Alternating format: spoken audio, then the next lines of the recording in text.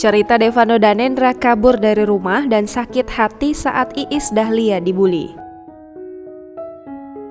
Penyanyi Devano Danendra menjadi tamu dalam kanal YouTube Vidi Aldiano. Dalam perbincangannya dengan Vidi, Devano buka-bukaan soal karir hingga ketidaksukaannya melihat Iis Dahlia dibully.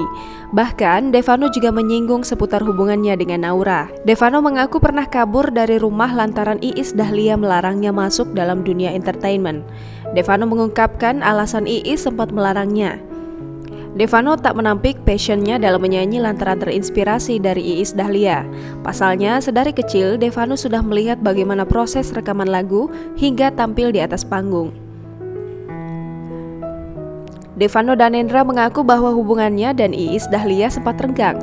Devano juga pernah tak ingin syuting dengan Iis Dahlia. Kendati begitu, situasi tersebut mulai membaik ketika ia sudah tahu betul dunia entertainment. Akan tetapi, Devano juga mengakui tak suka melihat Iis Dahlia dibully netizen. Di lain hal, Devano sedikit membahas mengenai hubungannya dengan Naura. Devano berujar bahwa ia dan Naura sepakat saling belajar untuk dewasa. Jangan lupa subscribe, share, komen, dan like ya!